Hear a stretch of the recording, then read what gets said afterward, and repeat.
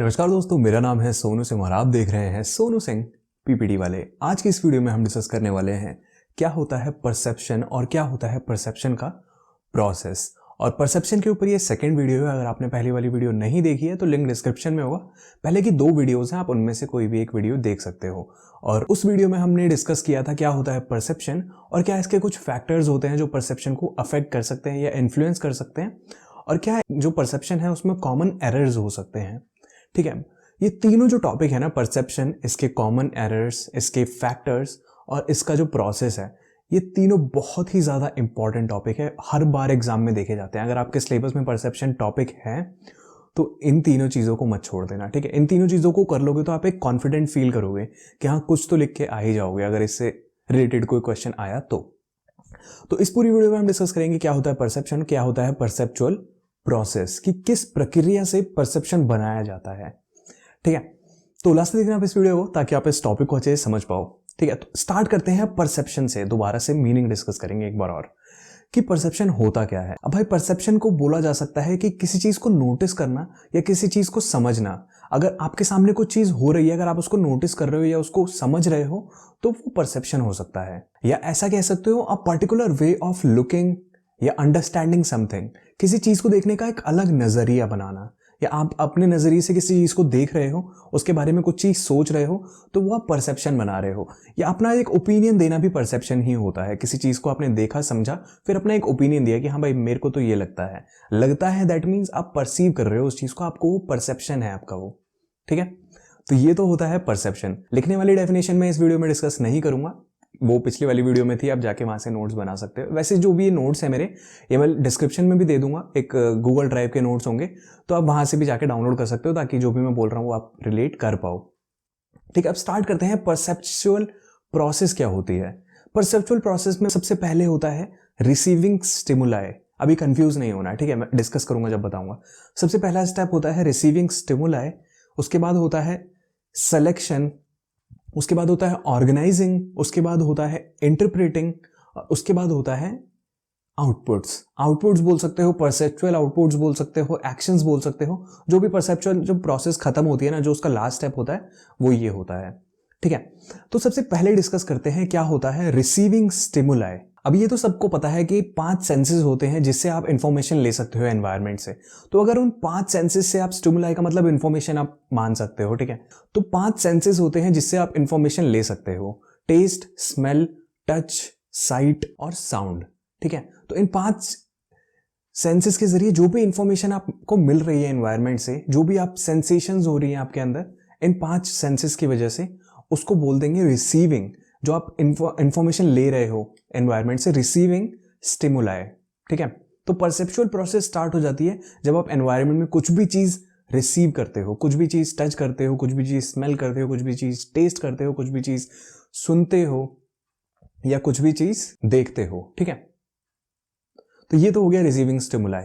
Second होता है selection. अब ये तो नहीं है कि एनवायरनमेंट में जो भी चीजें हो रही हैं सब कुछ आप देखने लग जाओ, सब कुछ एनालाइज करने लग जाओ। नहीं, उसमें से कुछ चीजें होती हैं जिसको आप सेलेक्ट करते हो।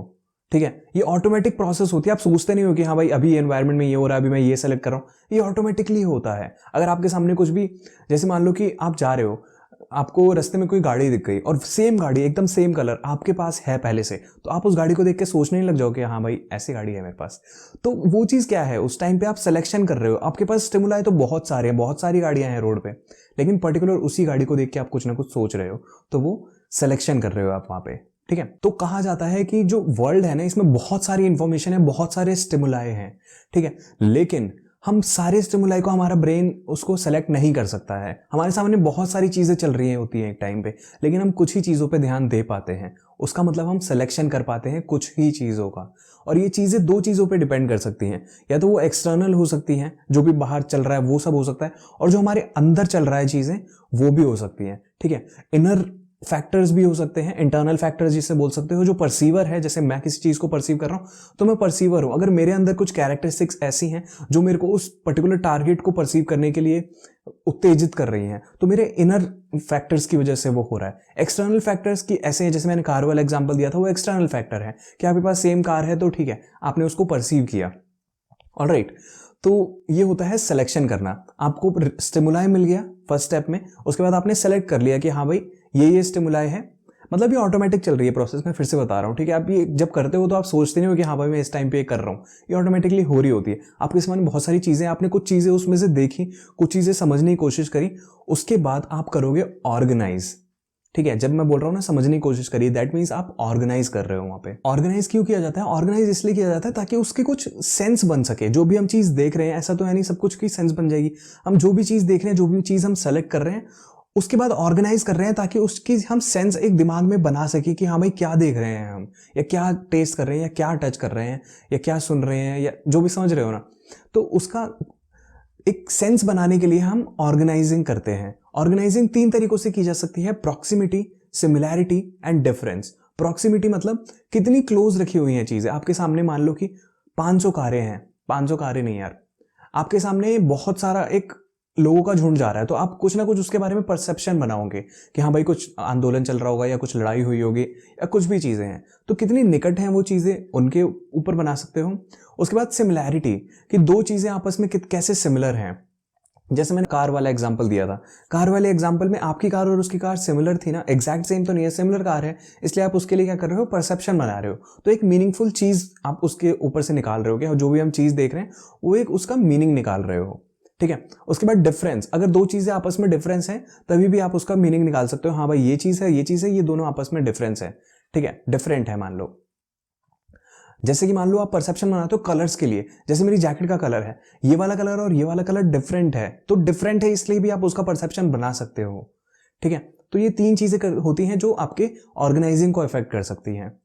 नेक्स्ट स्टेप होता है इंटरप्रेटिंग। अब आपने ऑर्गेनाइजिंग, जैसे मान लो आपने स्टिमुलाई ले लिया, जो भी एनवायरनमेंट थी वहां से स्टिमुलाई ले लिया, उसके बाद क्या किया आपने, सेलेक्ट कर लिया कि बहुत सारे स्टिमुलाई थे, उसमें से एक स्टिमुलाई या जो भी चीजें थी वो सेलेक्ट कर ली। उसके बाद उसको एक मीनिंग दे दिया, हाँ भाई ये इसलिए सेलेक्ट किया हमने क्योंकि इसकी वजह से ये हो रहा था। उसके बाद इंटरप्रेटिंग में क्या करोगे आप? अब इंटरप्रेटिंग में भी आप ऑर्गेनाइजिंग के ही कुछ स्टेप्स करोगे। दैट मीन्स उसका जो भी आप चीज देख रहे हो, जिसके बारे में भी आप परसेप्शन बना रहे हो, उसका एक मीनिंग निकालने की कोशिश करोगे, एक अर्थ निकालने की कोशिश करोगे अपने दिमाग में, या यूं कह सकते हो एक मीनिंगफुल पिक्चर डेवलप करोगे अपने दिमाग में, जो भी चीज आपने देखी है, जो भी चीज आप सुन रहे हो उसके लिए, ठीक है। जैसे आप मेरे को सुन रहे हो अभी, तो आप एक मीनिंगफुल पिक्चर अपने दिमाग में, सबका तरीका अलग होगा इस चीज को समझने का, जो भी मैं बता रहा हूं, ठीक है। तो आप अपने दिमाग में एक मीनिंगफुल पिक्चर डेवलप करोगे जो भी चीज मैं बता रहा हूं, और उसके बाद क्या करोगे, उसको अच्छे वे में कैटेगराइज करोगे ताकि आप उस चीज को समझ सको और उसके लिए रिएक्ट कर सको कुछ ना कुछ, ठीक है। तो ये हो जाता है इंटरप्रेटिंग, कि अपने तरीके से उस चीज को समझना, जो भी चीज हो रही है एनवायरनमेंट में, जो भी चीज आपने सेलेक्ट की है, जो भी चीज आप प्रोसेस कर चुके हो अभी तक, उसको इंटरप्रेट करना। फाइनल स्टेप होता है इसका परसेप्चुअल आउटपुट, या जो भी आपने परसेप्शन बनाया उसका क्या रिएक्ट किया फिर बाद में, उसके लिए क्या क्या किया आपने लास्ट में। परसेप्चुअल आउटपुट्स बोल सकते हो, एक्शन बोल सकते हो उसे, ठीक है। इसमें क्या हो सकता है कि आपके जो भी परसेप्शन आपने बनाया, तो आपके एटीट्यूड में कुछ चेंज आ सकता है, आपके ओपिनियन में, आपके बिलीव्स में कुछ चेंज आ सकता है, या जो भी आपने स्टिमुलाई लिया है एनवायरनमेंट से, उस स्टिमुलाई के लिए कुछ आपका इंप्रेशन चेंज हो सकता है। पहले कुछ और सोचते थे उसके बारे में, लेकिन आपने परसेप्शन बनाया, उसको प्रोसेस किया अपने दिमाग में, जो भी चीजें करी, उसके बाद आप कुछ और सोचने लग गए उसके बारे में, ठीक है। तो जो भी आउटपुट रहेगा, जो भी चीज आप करोगे परसेप्शन बनाने के बाद, ये वैसे बेसिकली परसेप्शन प्रोसेस का पार्ट नहीं होता है। परसेप्चुअल आउटपुट परसेप्शन प्रोसेस के बाद होने वाली चीज है, रिजल्ट होता है परसेप्शन का, ठीक है, या हो सकता है रिजल्ट। तो यही था इस वीडियो में। इस वीडियो में हमने डिस्कस किया क्या होता है परसेप्शन और क्या होता है परसेप्चुअल प्रोसेस, कि किन किन चीजों से परसेप्शन को बनाया जा सकता है, ठीक है। आई नो थोड़ा सा कंफ्यूजिंग हुआ होगा, लेकिन समझने की कोशिश करोगे आराम से समझ में आ जाएगा, कोई दिक्कत नहीं है। जैसे अभी आपने मेरी वीडियो देखी, अभी आप बुक में जाके या नोट्स जो भी आपके कॉलेज से मिले होंगे वहां पे जाके पढ़ना, एकदम मस्त क्लियर हो जाएगा, कोई दिक्कत वाली बात नहीं होगी। एग्जाम्पल्स 1-2 और पढ़ लेना, मैंने तो ऐसे एग्जाम्पल्स दिए जो मेरे दिमाग में आ रहे थे, ठीक है। और बाकी कोई दिक्कत वाली बात नहीं है। कोई भी डाउट हो, कोई भी परेशानी हो, आप नीचे कमेंट सेक्शन में लिख सकते हैं। कभी भी कुछ भी दिक्कत हो आप कमेंट सेक्शन में लिख दिया करो, ठीक है। तो लाइक कर देना इस वीडियो को, पसंद तो आई जाती है, और नहीं पसंद आई तो डिसलाइक करना, लेकिन रीजन लिखना। अगर डिसलाइक कर रहे हो तो रीजन लिख देना कमेंट में कि क्यों डिसलाइक किया, या क्या नहीं समझा पाया मैं, कि किस चीज को और अच्छे से समझा सकता था, ठीक है। अगर आप रीजन लिखोगे तो और मैं अपनी आने वाली वीडियोस में इंप्रूव करने की कोशिश करूंगा, पक्की बातें करूंगा, ठीक है। और सबसे इंपॉर्टेंट बात आपको बताइए मैं क्या बोलने वाला हूँ, सब्सक्राइब कर देना चैनल को, ठीक है। सब्सक्राइब बहुत जरूरी है, सब्सक्राइब किए बिना मत जाना अगर नया आए हो चैनल पे।